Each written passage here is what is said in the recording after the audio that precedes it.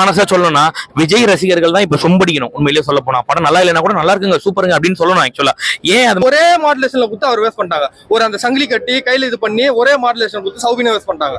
Nagarjuna joker மாதிரி இருக்கிறாரு. நம்பிடணும் அந்த மாதிரி பார்த்தா ட்விஸ்ட்டுக்கு வந்து பஞ்சமே இல்லாம இஷ்டத்துக்கு இவங்க நினைச்சதெல்லாம் ட்விஸ்டா வச்சிருக்காங்க. லோகேஷ் கனகராஜ் படம் மாதிரி இல்ல இது. ஃபர்ஸ்ட் லியோ பெட்டர், ரெண்டு கம்பேர் பண்ணா பெட்டர். Leo better. ஆக்சுவலா லியோ வந்து ஒரு பண்ணும். அமெரிக்கானையும் கடைசியா சொம்படிக்க தான் விட்டுருக்காங்க. ரோலெக்ஸ் கதாபாத்திரத்துக்கு டெய்லருக்குள்ள கால் வசோட சத்தியமா சொல்ற Nelson legend. Nelson is legend. Jailer கூட கம்பேர் பண்ணாங்க. லியோ உண்மையிலேயே பெஸ்ட். லோகேஷ் கனகராஜோட படங்கள்லயே பாத்தீங்கன்னாக்கா இந்த படம் தான் ஒன் ஆஃப் த வர்ஸ்ட் அப்படின்னு சொல்லுவேன் நான். ஆக்சுவலா மத்த எல்லாம் சூப்பரா இருக்கு, பியூஜிஎம் செமையா இருக்கு. அதுக்கான சீன் ஒர்த்தா இருக்கானா இல்ல அதான் உண்மை. இதை வந்து நான் புக் பண்ண சொந்த டிக்கெட் இதோ அப்படியே இருக்குது பாருங்க. இதை காமிச்சிட்டு தான் உள்ள போனேன். கூலி பிரைட்னஸ் வேணுமா? நான் காமிச்சிட்டு தான் உள்ள போனேன். இது காமிச்சிட்டு தான் உள்ள போனேன். என்ன வந்து படமே பார்க்கலன்னு சொல்றாங்க. இது என்ன கதை? இது என்ன கதை? இது படத்துல எதுவுமே பிடிக்கல. தலைவர் மட்டும் தான் ப்ரோ. நான் தலைவருக்காக தான் ப்ரோ அட்ஜஸ்ட் பண்ணி உட்காந்து பார்த்துட்டு இருந்தேன். மற்றபடி படத்துல எதுவுமே இல்லை ப்ரோ. தலைவர் வந்து ஸ்மார்ட் ஆகிறாரு. அவர் வந்து யூஸ் பண்ண தெரியல ப்ரோ படத்துல. அதுதான் கடுப்பாகுது. அவர் நல்லா பண்ணிடலாம். இன்னும் ஜெயில இருந்ததை விட பெட்டரா இருந்தாரு. அது வந்து யூஸ் பண்ண தெரியல. அதான் மேட்டர். இல்ல சத்யராஜ், அமீர் கான், நாகார்ஜுனா இவங்க எல்லாருமே இருக்காங்க. எந்த கேரக்டருமே கேரக்டர் வெயிட்டேஜ் கிடையாது. எந்த கேரக்டருமே கிடையாது. அப்படி இருக்கும்போது எதுக்கு படம்? ட்ரக்ஸ் யூஸ் பண்ணலன்றாங்க. அப்புறம் ட்ரக்ஸ் யூஸ் பண்ணிட்டு இருக்காங்கன்னு சொன்னீங்க. ட்ரக்ஸ் இருக்கு, சரக்கு எல்லாம் என்னது? அப்போ எல்லாமே ட்ரக்ஸ் தானே. ஹை கிளாஸ் சரக்கு அடிக்கிறாங்க, சிகரெட் குடிக்கிறாங்க, ஹை கிளாஸ் சிகரெட் குடிக்கிறாங்க. அதெல்லாம் ட்ரக்ஸ் தானே. சினிமால நார்மலா ஆயிடுச்சுல, ஒரு சீன்ஸ்க்கு யூஸ் பண்ணாதானே செய்வாங்க. சரி, அப்ப எதுக்கு ஏ சர்டிஃபிகேட் கொடுத்தாங்க கேளுங்க அவங்ககிட்ட. ஏன்னா வயலன்ஸ் பெருசா கிடையாது. ஜெயிலில் காட்டினதை விட கம்மி தான். எதுக்கு ஏ சர்டிஃபிகேட் கொடுத்தாங்கன்னு கேளுங்க. ட்ரக்ஸ் இருக்கு, ரொம்ப மைல்டான சீன்ல காட்டுறாங்க. ரொம்ப 2-3 சீன்ல வரும் மைல்டா. ஓகே, அந்த சேர்லாம் வந்து எரிகிற மாதிரி அதெல்லாம் காட்டுறாங்க. அதெல்லாம் சேர்த்து தான் ஏ சர்டிஃபிகேட் கொடுத்தது. லியோ ஃபுல்லா ட்ரக்ஸ் இருக்கு, ஆனா லியோ கூட நல்லா இருக்குன்னு சொல்லுங்க. லியோ ப்ரோ ஆக்சுவலா வந்து மாஸ்டர் கம்பேர் பண்ணும்போது விக்ரம் கைதில கம்பேர் பண்ணும்போது லியோ கம்மி தான். பட் லியோ இதை கம்பேர் பண்ணுறது பெட்டர். லியோ நல்லா ட்ரக்ஸ் இருக்குல்ல இருக்கு. நான் ட்ரக்ஸுக்காக மொக்கன்னு சொல்ல, படம் மொக்க ப்ரோ. படத்துல கண்டென்ட் இல்ல ப்ரோ, கதை இல்ல ப்ரோ. இதை உண்மையை சொல்லி தானே ப்ரோ. மத்தவங்க பயந்துலாம் சொல்லாமலாம் இருக்கக்கூடாதுல்ல. ஒரு ஃபுல் நெகட்டிவா சொல்லும்போது ட்ரெண்டுக்காக சொல்ற மாதிரி இருக்கு. ட்ரெண்டுக்கா இல்ல ப்ரோ. ப்ரோ நான் நல்லா நீங்க வீடியோ பழைய வீடியோல பாருங்க. டிராகன் படம் ரீசெண்டா செம்மையா இருந்தது, பாராட்டினேன். வேட்டையனு செம்ம பாசிட்டிவா கொடுத்துட்டு போனேன். வேட்டையன் ஆக்சுவலா ஆவரேஜ்னு சொல்றாங்க. நான் செம்ம பாசிட்டிவா தலைவர் படம் தான் கொடுத்துட்டு போனேன். ஜெயிலருக்கு நான் பாசிட்டிவா தான் கொடுத்துட்டு போனேன். இந்த படம் மட்டும் மொக்கானா ஏன் நீங்களே யோசிச்சு பாருங்க. என்ன நெகட்டிவா இருக்கு படத்துல? கதை இல்ல ப்ரோ. கதையே இல்ல. ஒரு கரெக்டான கதை இல்ல, கன்ஃபியூசிங்கா இருக்கு படம். குழப்பமா இருக்கு. ஒரு தெளிவான கதை கிடையாது. ஃபர்ஸ்ட் ஹாஃப் நல்லா இருந்தது. ஃபர்ஸ்ட் ஹாஃப் தான் முக்கியம். சரி, அந்த ஃபர்ஸ்ட் ஹாஃப்க்கு உண்டான வெயிட்டேஜா செகண்ட் ஹாஃப்ல ஒரு ஃபிளாஷ்பேக் இருக்கும்னு எதிர்பார்த்தேன். அந்த மாதிரி ஃபிளாஷ்பேக் கிடையாது. இல்ல சத்யராஜ் கூட வச்சிருக்காரு. சத்யராஜ் நல்லா காட்டினாங்க. அவர் ஃப்ரெண்டா நல்லா காட்டியிருந்தாங்க. பட் அவர் வந்து ஒரு வச்சுட்டு ஒரு வேஸ்டான யூஸ்லெஸ் கேரக்டர் மாத்தி விட்டாங்க. அவர்கிட்டயே வந்து மொக்கையாச்சு போறோம். ஆனா ட்ரைலர்ல பாக்கும்போது ஒரு ட்ரக் ஒரு எதுவுமே இல்ல. டைம் டிராவல் மாதிரி தான். டைம் டிராவல் இல்ல, இதெல்லாம் டைம் டிராவல் 100% இல்ல. இது வந்து ஜஸ்ட் அது வந்து ஒரு பாடியை வந்து எரிக்கிற மிஷின். அது மேபி நிறைய பேர் டைம் டிராவல் மாதிரி இருக்கும். அது பார்க்கும்போது இந்த இன்டர்நெட் நாளை படத்தெல்லாம் வந்து அந்த மாதிரி ஒரு செட்டப் தான். பட் அது பாடி எரிக்கிற மிஷின். அது கொலை பண்ணிட்டு எரிக்கிறதா கண்டென்ட். பட் அந்த கண்டென்ட்டே வந்து ஒர்த்லெஸ்ஸா தான் ஃபீல் ஆகுது. எதனால சத்யராஜ் சாவடிக்கிறாங்க? அது வந்து அந்த சேர் கண்டுபிடிச்ச சத்யராஜ் தான். அந்த மிஷின் கண்டுபிடிச்ச சத்யராஜ் தான். அது வந்து ஒரு கட்டத்துல வந்து நான் அதை ஒத்துக்க மாட்டேன்னு சொல்றதுனால அவர் வந்து வச்சிடறாங்க. ஓகே இல்ல கேட்டதெல்லாம் சொன்னேன். படத்துல கதை இல்ல, நடிக்கிறவங்க நடிச்சிருக்காங்க. மத்தவங்க எல்லாமே ஆக்டிங் வைஸ் ரொம்ப நல்லா பண்ணிருக்காங்களா? சௌபின் நல்லா பண்ணிருக்காரு. சௌபின் ஆக்டிங் நல்லா இருக்கு. பட் அது வந்து ஒரே மாடுலேஷன்ல கொடுத்து அவர் வேஸ்ட் பண்ணிட்டாங்க. ஒரு அந்த சங்கிலி கட்டி கையில இது பண்ணி ஒரே மாடுலேஷன் கொடுத்து சௌபினை வேஸ்ட் பண்ணிட்டாங்க. நாகார்ஜுனா ஜோக்கர் மாதிரி இருக்கிறாரு. ஜோக்கர் மாதிரி இருக்காரு. அவர் வந்து அந்த ரோலக்ஸ் மாதிரி ட்ரை பண்ணிருக்காரு, செட் ஆகல. ஓகேவா, தலைவர் ஸ்மார்ட்டா இருக்காரு. 2வது இது ஆமீர் கான் வந்து எதுக்குன்னே தெரியல.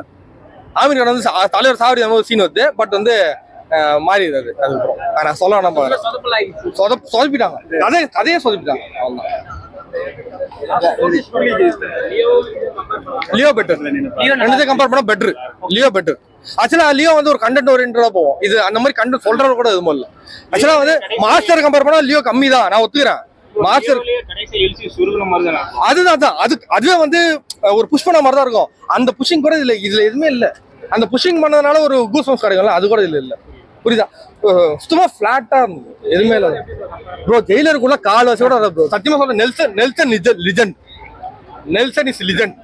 ஜெயிலர் கூட கம்பேர் பண்ணாதீங்க. அவுட் ஆஃப் 5 எவ்வளவு கொடுப்பீங்க இந்த படத்துக்கு? ஏன்னா 1-2 கொடுக்கலாம். அதோட எதுக்குன்னா தலைவரோட ஸ்மார்ட்டுக்கு ஒரு மார்க், அனிருத்தோட மியூசிக் ஒரு மார்க். ஓகே, சூப்பரா இருக்கு, பிஜிஎம் செம்மையா இருக்கு, அதுக்கான சீன் ஒர்த்தா இருக்கானா இல்ல, அதான் உண்மை. கூலி என்னை பொறுத்த வரைக்கும் ஒரு பெரிய டிசப்பாயின்மெண்ட் அப்படின்னு தான் சொல்லணும். ஏன்னா ரொம்ப எதிர்பார்த்தோம். லோகேஷ் கனகராஜோட டைரக்ஷன், தலைவரோட படம் அப்படின்னும் போது நிறைய கேமியோலாம் வருது அப்படின்னும் போது நிறைய எதிர்பார்த்தோம். ஆனால் உண்மையிலேயே ஒரு பெரிய டிசப்பாயின்மெண்ட் இந்த படம். என்னன்னா ஸ்டார்டிங்கில் தன்னோட நண்பனை கொண்டுட்டாங்க, அந்த நண்பனுக்கு பழி வாங்க வரேன் அப்படின்னு சொல்லிட்டு தலைவர் களத்தில் இறங்குறாரு. சரி ஓகே, அதை எப்படி கண்டுபிடிக்கிறாரு, அதை கண்டுபிடிக்கிற சுவாரஸ்யம் இருக்குமானா அதெல்லாம் ஒன்றுமே கிடையாது. படத்தை பார்த்தீங்கன்னா ஃபர்ஸ்ட் ஆஃப் ஃபுல்லாக ஒரு கிரிப்பிங்கே இல்லாத ஸ்க்ரீன் பிளே மாதிரி போயிட்டு இருக்கு. ஆக்சுவலாக எங்கே போகுதுன்னே தெரியாமல் எங்கெங்கேயோ சுற்றிட்டு இருக்கு படம். ஒரு கூலி படை ஒன்று, அதாவது விச் மீன்ஸ் வந்து ஒரு லேபர்லாம் ஒர்க் பண்ற ஒரு ஏரியா ஒன்று காட்டுறாங்க. ஐ மீன் ஒரு ஹார்பர் ஏரியா மாதிரி காட்டுறாங்க. அந்த இடத்துல ஏதோ கதைக்களம் இருக்குன்னு பார்த்தா அந்த இடத்துல கதைக்களமே இல்லை, சும்மா பேருக்கு அந்த இடத்த ஒன்று வச்சிருக்காங்க. அங்கே கேட்டால் நாங்கள் இல்லீகல் கூட்ஸ் எல்லாம் இறக்குறோம் அப்படின்ற மாதிரி ஒன்று சொல்றாங்க. சரி ஓகே, அதில் தான் இருக்குமானா அதில் ஒன்றுமே இல்லை. அதே மாதிரி அன்வான்ட் ட்விஸ்ட், அதாவது ஒரு ஆர்டிஃபிஷியல் ட்விஸ்ட்னு சொல்லலாம். ஆக்சுவலாக ஒரு ட்விஸ்ட் நடக்குதுன்னா இந்த ட்விஸ்ட் ஏன் நடக்குது, இதுக்கு பின்னாடி ஏதாவது பேக் ஸ்டோரி இருக்கானா கிடையாது. அவங்க திடீர்னு இது ஒரு ட்விஸ்ட் அப்படின்னா ஓகே நம்ம நம்பிடுறோம், அடுத்து இது ஒரு ட்விஸ்ட்னாங்க அதையும் நம்ம நம்பிடணும். அந்த மாதிரி பார்த்தா ட்விஸ்ட்டுக்கு வந்து பஞ்சமே இல்லாமல் இஷ்டத்துக்கு அவங்க நினைச்சதெல்லாம் ட்விஸ்ட்டாக வச்சிருக்காங்க. லோகேஷ் கனகராஜ் படம் மாதிரி இல்லை இது. ஃபர்ஸ்ட் ஆஃப் பயங்கர லேக், கை கடி இழுத்துட்டு போறாங்க. இன்டர்வல் பிளாக்ல ஒரு ட்விஸ்ட்னு சொல்ற பேர்ல ஒன்று வைக்கிறாங்க, சரி ஓகேப்பா அப்படிங்கிற மாதிரி இருக்கும். செகண்ட் ஹாஃப் ரொம்ப வச்சு சொதப்புறாங்க, அந்த ஃபிளாஷ்பேக் வரும் அப்படின்ற மாதிரிலாம் பார்த்தோம் நம்ம, பெருசா இல்லை. அதுக்கப்புறம் தலைவர் விண்டேஜ் லுக்ல எல்லாம் காமிச்சாங்க, நல்லா இருந்துச்சு. ஓகே, பவர் ஹவுஸோட பிஜிஎம் நல்லா இருந்துச்சு. என்டையர் மூவில கிளைமேக்ஸ்ல போட்ட பிஜிஎம் அந்த பவர் ஹவுஸ் மட்டும் நல்லா இருக்கே தவிர மற்றபடி வேற எதுவுமே நல்லா இல்லை. அதுக்கப்புறம் பார்த்தீங்கன்னா கிளைமேக்ஸ் போர்ஷன்ல ஆமீர் கானை காட்டுறேன் அப்படின்னாங்க. அதுக்கு தான் நம்ம ரொம்ப நேரம் வெயிட் பண்ணோம்.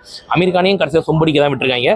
ரோலெக்ஸ் கதாபாத்திரத்துக்கு கொஞ்சம் கூட கால் தூசி கூட பெறாது அப்படின்னு சொல்லணும். அந்த அமீர் கானோட கதாபாத்திரம் மனசுல நிக்கல, எந்த ஒரு கதாபாத்திரம் மனசுல நிக்கல. தலைவரோட படம் அப்படிங்கிறாங்க.